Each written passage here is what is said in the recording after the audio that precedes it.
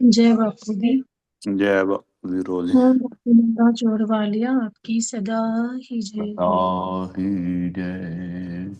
जय माता दी उच्च मंत्रिया वाली माता आपकी सदा ही जय हो। जय। माँ दुर्गा सप्तशती के पाठ को हम पढ़ रहे थे, श्रवण कर रहे थे हम्म। नवरात्रों में। और जो है अष्टमी नवमी का दिन होने पर आज हम जो है माँ दुर्गा सप्तशती के पाठ का 12वां अध्याय पढ़ रहे हैं। 11वें हम्म। अध्याय में ये जो कथा चल रही है, मेधा मुनि राजा सूरत को और वैश्य समाधि को सुना रहे हैं। तो मेधा हम्म। मुनि ये बता रहे हैं कि किस प्रकार जब देवताओं ने माँ की स्तुति की, माँ की प्रशंसा की, तो माँ बहुत प्रसन्न हो गई उनकी हम्म। स्तुति से। और माँ ने अपने वो सारे स्वरूप बताए कि वो किन किन स्वरूपों में आएंगी, अपने भक्तों को दर्शन देंगी।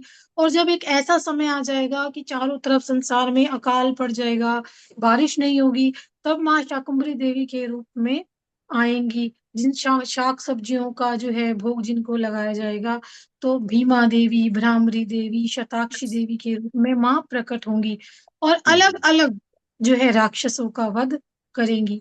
तो ये माँ जो है अब देवताओं से कह रही है कि देवताओं की जो एकाग्रचित होकर इन स्तुतियों से मेरा ध्यान करेगा, उसकी मैं सारी बाधाएं निश्चय ही दूर कर दूंगी।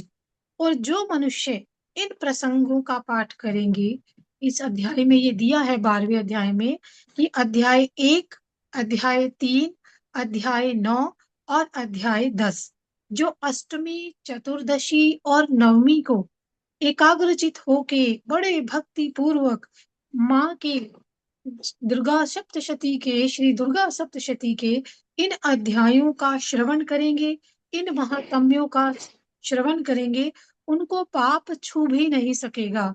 ये माँ कहती हैं और वरदान देती हैं कि पाप जनित जितनी भी आपत्तियां हैं वो उनको नहीं व्यापेंगी, उनको दरिद्रता नहीं होगी। जो इन पाठ को सुनेंगे और पढ़ेंगे, उनको कभी भी जीवन में अपने प्रेमी जनों का विछोह, कष्ट नहीं सहना पड़ेगा। और इतना ही नहीं, उन्हें शत्रु से भी कभी डर नहीं होगा, कोई भय नहीं होगा शत्रु का। और सबको एकाग्रचित होके भक्ति पूर्वक इस महात्म्य को सदा पढ़ना और सुनना चाहिए। ये महात्म्य परम कल्याण कारक है। कल्याण दायिनी माँ शिवा को नमस्कार है, नमस्कार है। हे देवी माँ, देवता कहती है हे माँ, हमें समृद्धि दो।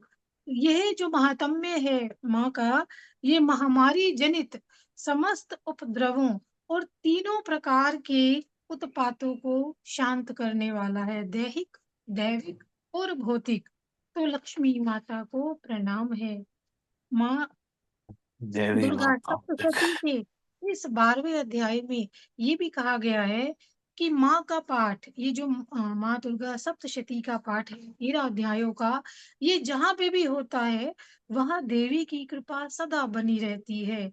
और माँ कहती हैं, ये माँ के स्वयं के शब्द हैं कि मेरे जिस मंदिर में प्रतिदिन विधि पूर्वक मेरे इस पाठ को किया जाता है, उस स्थान को मैं कभी नहीं छोड़ती। वहां सदा ही मेरा सन्निधान बना रहता है। कण वाह। कण में व्याप्त शक्ति स्वरूपा माँ को नमस्कार करना चाहिए। पूजा, होम और महोत्सव के अवसरों पर, जैसे नवरात्र के महोत्सव आते हैं, कि माँ कहती है कि जो मेरे इस चरित्र का पूरा पाठ करता है, उनकी सारी मनोकामनाएं जो है पूर्ण होती है। तो जो विधि को जानकर, इस महात्म्य में ये दिया है कि जो विधि को जानकर या बिना जाने भी मेरे लिए पूजा करेगा, होम आदि करेगा। लोग नित्य जो है नवरात्रों में हवन भी करते हैं, रोज सुबह उठ के जो है प्रातःकाल तो हवन भी किया जाता है। कि जो भी पूजा करेगा माँ की और हवन करेगा, तो माँ कहती है कि मैं बड़ी प्रसन्नता के साथ उनको ग्रहण करूंगी, उसको स्वीकार करूंगी।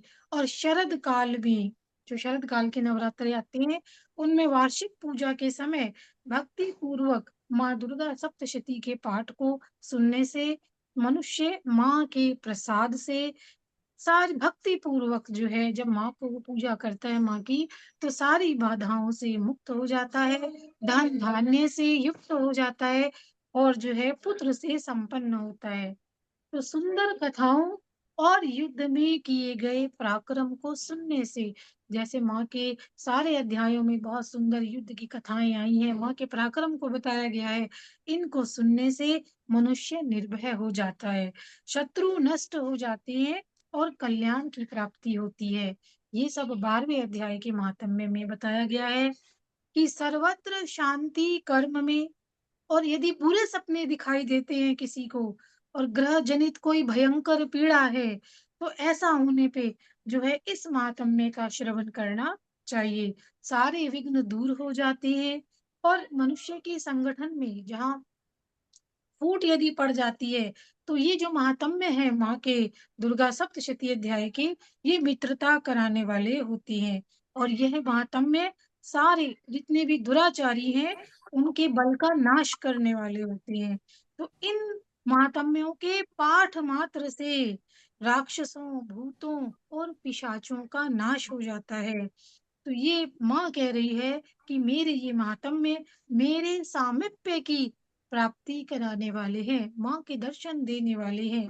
पुष्प, अर्घ्य, धूप, दीप, नैवेद्य आदि से जब पूजन किया जाता है माँ का, और माँ की दुर्गा सप्तशती के पाठ की जो साधनाएं हैं, वो उससे भी ज्यादा बढ़कर है कि एक तो हवन करना, पूजन करना, और एक माँ के पाठ का श्रवण करना, उसका बहुत महात्म्य इसमें बताया गया है कि ब्राह्मण भोज से, यदि कोई ब्राह्मण भोज नहीं करा पाता है, उन सबसे श्रेष्ठ इनको बताया गया पाठ को कि ब्राह्मण भोज से, होम से, प्रतिदिन अभिषेक करने से और नाना प्रकार के भोगों के अर्पण से, दान आदि से 1 वर्ष तक जो फल मिलता है, 1 वर्ष तक यदि ये सारे कार्य किए जाएं, वो केवल जो है माँ कहती है कि मेरी आराधना से मिल जाता है, इन पाठों के श्रवण और पढ़ने से मिल जाता है।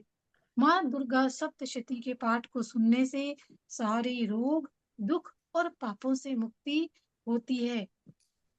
उतनी ही प्रसन्नता जो है माँ कहती है कि मेरा ये जो उत्तम चरित्र सुना जाता है, उससे हो जाती है कि वो सारे कार्य किए जाएं, ब्राह्मण भोज, हवन, यज्ञ आदि किए जाएं, वो 1 वर्ष तक किए जाएं, तो जाके जो मनुष्य को फल मिलता है, वो केवल माँ के पाठ का सुनने से मिल जाता है। और ये कह रही है माँ इस महात्म्य में 12वें अध्याय में कि मेरा युद्ध विषयक जो चरित्र है, वो दुष्ट दैत्यों का संहार करने वाला है और इस महात्म्य को सुनने से मनुष्य को शत्रुओं का भय नहीं रहता।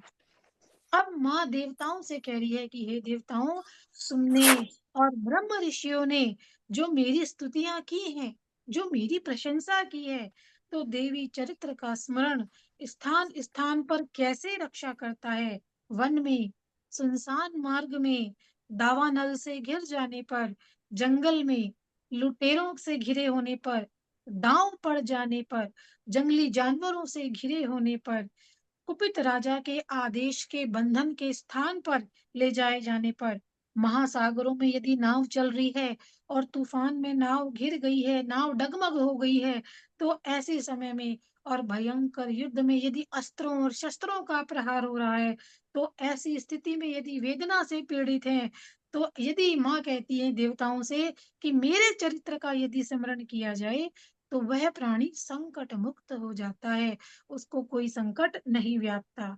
माँ कह रही है कि मेरे प्रभाव से सिंह आदि हिंसक जंतु नष्ट हो जाते हैं। अब मेधा मुनि जो है राजा से कहते हैं, समाधि से कहती हैं, राजा सूरत और समाधि जो वेश्या है, उसको कहते हैं कि ऐसा कहकर मातम्य की सारी महिमा बताकर माँ जो है प्रचंड पराक्रम वाली भगवती माँ चंडिका सब देवताओं के देखते देखते अंतर ध्यान हो गई। और फिर सारे देवता जो उस समय वहां विराजमान थे, शत्रुओं से निर्भय हो जाने पर पहले की तरह ही अपने यज्ञ का उपभोग करते हुए अपने अपने अधिकार का पालन करने लगे, जिसको जो जो अधिकार मिला हुआ था। और संसार का जो विध्वंस करने वाले इतने महापराक्रमी शुंभ थे, वो सारे जो राक्षस थे शुंभ निशुंभ, वो सब पाताल लोक को चले गए। और इस प्रकार भगवती अंबिका देवी जो है नित्य होती हुई भी पुनः पुनः पुनः प्रकट होकर जगत में हर प्राणी की रक्षा करती है। वो इस विश्व को मोहित करती हैं, वे ही इस संसार को जन्म देती हैं और प्रार्थना करने पर जब माँ प्रसन्न हो जाती है तो समृद्धि प्रदान करती है। हे राजन, ये मेधा मुनि राजा सूरत को बता रहे हैं कि हे राजन, महाप्रलय के समय महामारी का स्वरूप धारण करने वाली वे महाकारिणी सारे ब्रह्मांड में व्याप्त है। समानुसार समय समय पर समस्त भूतों की वो रक्षा करती हैं। मनुष्यों के अभय के समय वे घर में लक्ष्मी के रूप में स्थित हो जाती हैं और वही माँ उन्नति प्रदान करती है। और वही अभाव के समय वही माँ दरिद्रता बनकर जो है विनाश का कारण बनती है। पुष्प, धूप, गंध आदि से पूजन करके जब उनकी स्तुति की जाती है तो वे धन, पुत्र, धार्मिक बुद्धि और उत्तम गति प्रदान करती है। तो ये जो है 12वें अध्याय का महात्म्य मेधा मुनि राजा सुरत और वैश्य समाधि से कह रहे हैं। फल स्तुति नामक 12वां अध्याय समाप्त। जय माता दी। जय जय माता दी। माता, जय माता दी। बहुत धन्यवाद।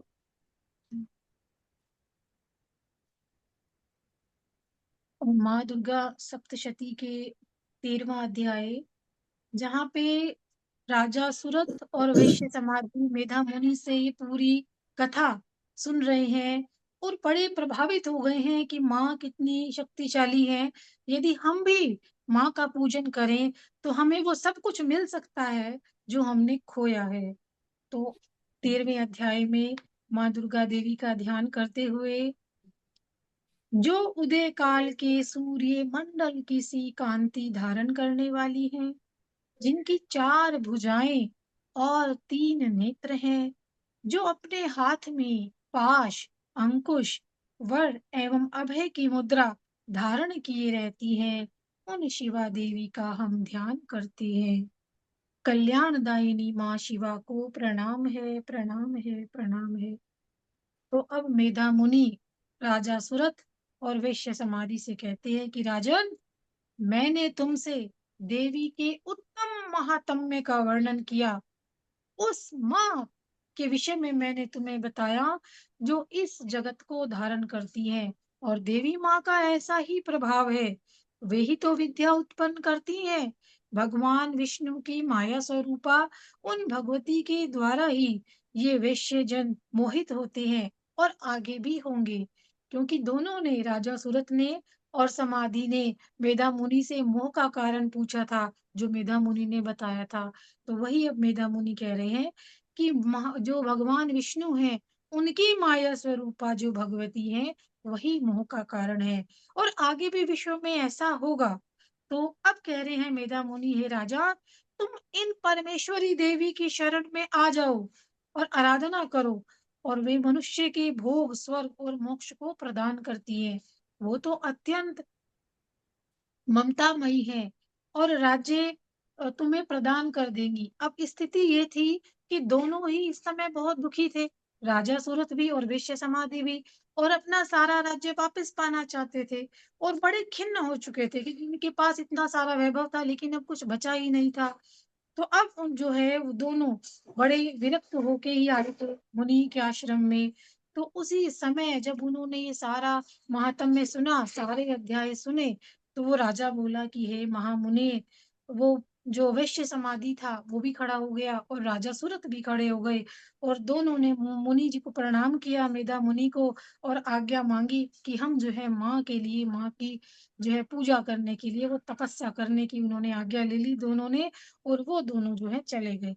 दोनों ने अपने मन में ये इच्छा रखी कि जो कथा हमें इन मेधा मुनि ने सुनाई है, हमें उस जगदम्बा माँ के दर्शन करने हैं। और वो जो है अब मुनि से आज्ञा लेके मेधा मुनि से चले जाते हैं। ऐसी माँ जगदम्बा देवी को प्रणाम है, प्रणाम है, प्रणाम है। तो हे देवी माँ, हमें सद्बुद्धि दो। अब वो वैश्य जो उत्तम देवी सूक्त का पाठ है उसको करते हुए तपस्या में प्रवृत्त हुए। राजा भी और वेश्या भी नदी के तट पे एक किनारे पे जाके बैठ गए। उन्होंने मिट्टी की एक माँ की मूर्ति बनाई और वो मूर्ति बना के पुष्प धूप और हवन से माँ की वो आराधना करने लगे दोनों। और उन्होंने पहले तो अपना जो भोजन करने का तरीका था, जो भोजन वो करते थे उसको कम किया। जो आहार का क्रम होता है उसको उन दोनों ने कम किया। फिर धीरे धीरे उन दोनों ने निराहार रहना शुरू कर दिया। और देवी की स्तुति में बस उन्हीं का ध्यान करते, जो कथा उन्होंने सुनी थी और मन लगाया। और एकाग्र पूर्वक होकर उन दोनों ने चिंतन किया। और दोनों लगातार 3 वर्ष तक संयम पूर्वक जो है आराधना करते रहे। धरती माँ जगदम्बा माँ को प्रणाम है। माँ जगदम्बा उनकी आराधना से प्रसन्न हुई, राजा की और वेश्या की। और इस पे प्रसन्न होके माँ अंबिका देवी ने उन्हें दर्शन दिए दोनों को। कि कहा कि राजन, माँ ने कहा कि तुम अपने कुल को आनंदित करने वाले। राजा से कहा कि राजा, तुम जो चाहते हो कि तुम्हारा परिवार तुम्हें मिले, तुम्हें तुम्हारा यश वैभव सब मिले। और वेश्या से कहा कि तुम लोग जिस वस्तु की अभिलाषा रखते हो वो तुम मुझसे मांगो, मैं तुम्हारी जो आराधना से बड़ी प्रसन्न हूँ, मैं संतुष्ट हूँ। मार्कंडे जी कहते हैं कि तब राजा ने ये कहा 3 वर्ष की आराधना के बाद कि राजा ने कहा कि दूसरे जन्म में नष्ट ना होने वाला राज्य मांगा। कि इस बार तो मेरे साथ ऐसा हो गया, लेकिन जब मेरे को दूसरा जन्म मिले और मुझे राज्य मिले तो उसे कोई मुझसे छीन ना पाए, मुझे ऐसा राज्य दो। तो ये कहा कि इस जन्म में तो शत्रुओं की सेना ने मुझे घेर लिया, लेकिन जो है वो जिस शत्रु ने मेरा राज्य लिया हुआ है वो शत्रुओं की सेना सारी नष्ट हो जाए और मैं अपने राज्य को फिर से प्राप्त कर लूं। तब देवी माँ ने ये वरदान दिया कि राजन, तुम थोड़े दिनों में शत्रुओं को मार के अपना राज्य प्राप्त कर लोगे। और फिर मृत्यु के पश्चात यही वो राजा सूरत है जो मृत्यु के पश्चात भगवान सूर्य के अंश से जन्म लेकर इस पृथ्वी पर सावर्णिक मनु के नाम से विख्यात हुए। और देवी माँ वेश्य से कहती है, वेश्य समाधि से, कि तुम्हें मोक्ष के लिए ज्ञान प्राप्त होगा। तो इस प्रकार मार्कंडे जी कहते हैं कि दोनों को उनकी आराधना से प्रसन्न होके मन वांछित वरदान देकर और उनके द्वारा भक्ति पूर्वक अपनी स्तुति सुनकर देवी अंबिका अंतर ध्यान हो गई। और दोनों ने वरदान अपने पूर्ण पाए। और क्षत्रियों में जो श्रेष्ठ राजा सूरत था वो सूर्य के अंश से जन्म लेकर सावर्णिक नामक मनु हुए। और इस प्रकार श्री मार्कंडेय पुराण में सावर्णिक मनवंतर की कथा के अंतर्गत देवी मातम्य में 13वें अध्याय में राजा सूरत और वेश्य समाधि को वरदान नामक ये अध्याय पूरा हुआ और उनकी मनोकामना पूर्ण हुई। जय माता दी। जय माता जय दी। माता दी, वाह जी वाह। रोजी इसके बाद क्षमा प्रार्थना है, 215 पेज पे पढ़ो।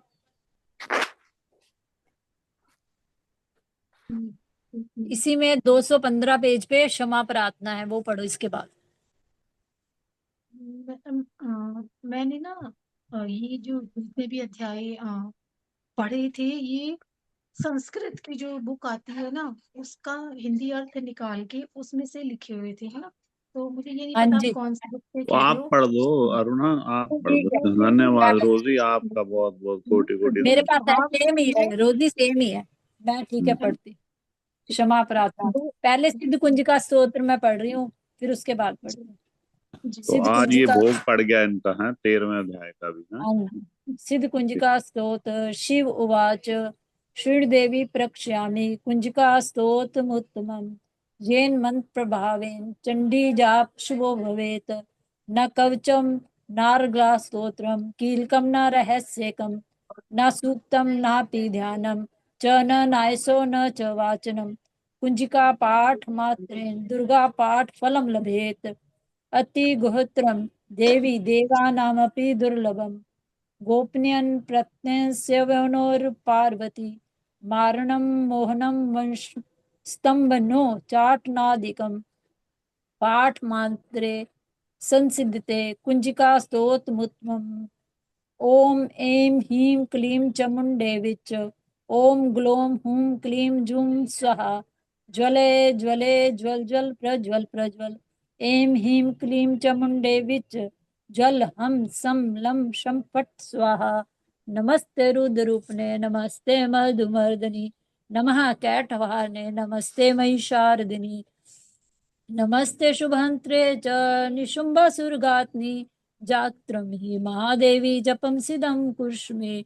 इंकारी सृष्टुपाय इंकारी प्रतिपालिका क्लींकारी कामरूपिणे बीज रूपे नमस्तुते। चामुंडा चंडघाती च यकारी वरदायिनी विच्चे चाविदा नित्यं नमस्ते मंत्र रूपिणी।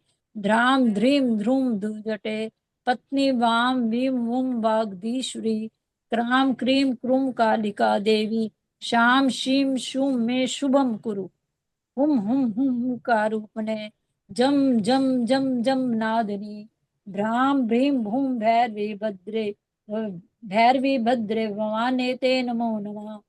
अं कं चं टं तं पं यं शं वीं दूं ऐं वीं हं श्रं द्रिजाग्रं तोटे तोटे दीप्तं कुरु कुरु स्वाहा। पां पीं पूं पार्वती पूर्णा खां खीं खूं खेचरी तथा सां सीं सूं सप्तशती देवा मंत्र सिद्धं कुर्ष मे। इदं तु कुंजिका स्तोत्रम् मंत्र जागति हेतवे अभक्ते नैव दात्यं गोपितं रक्ष पार्वती। यस्तु कुंजिका देवी नाम सप्तशती पठेत न तस्य जायते सिद्धरन्धने रोदनं यथा। इति श्री रुद्रयामले गौरी तंत्रे शिव पार्वती संवादे कुंजिका स्तोत्र संपूर्णम। ओम तत्सत।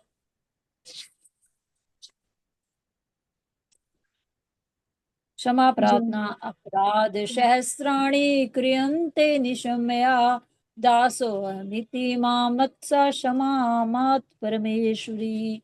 अवहं न जामि विसर्जनम् पूजा चैव न जामि क्षमा तां मात् परमेश्वरी। मंत्रहीनं क्रियाहीनं भक्तिहीनं सुरेश्वरी।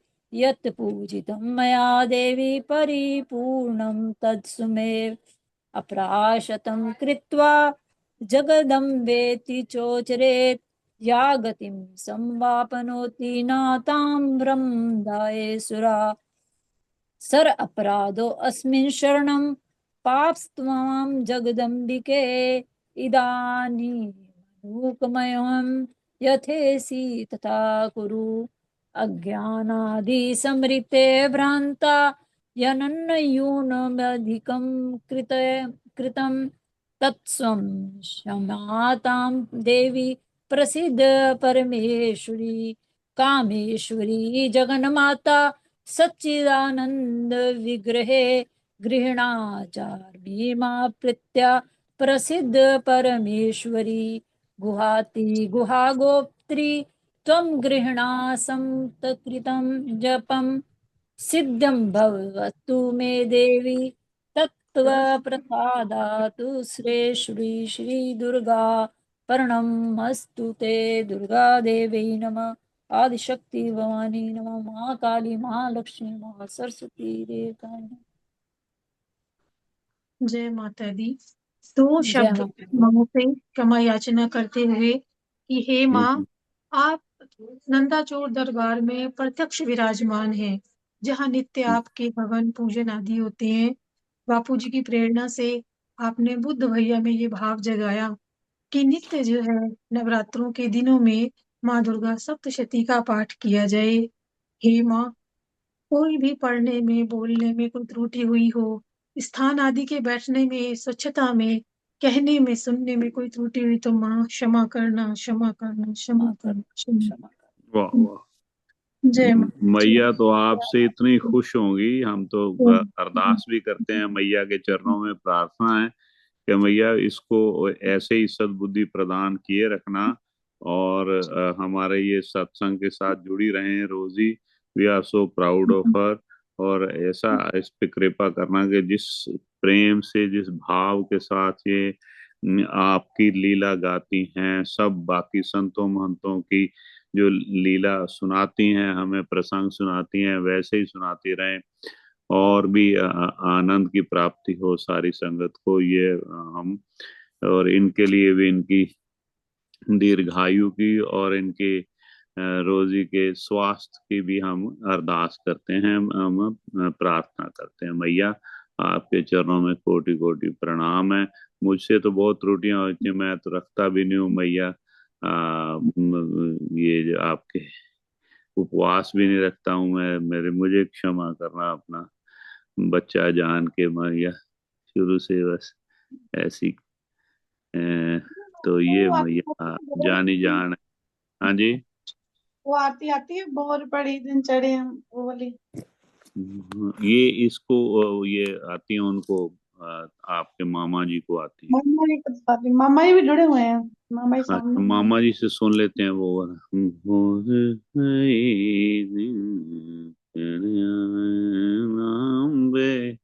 मामा वो जी बहुत सामने सुंदर, वो आती है रोजी।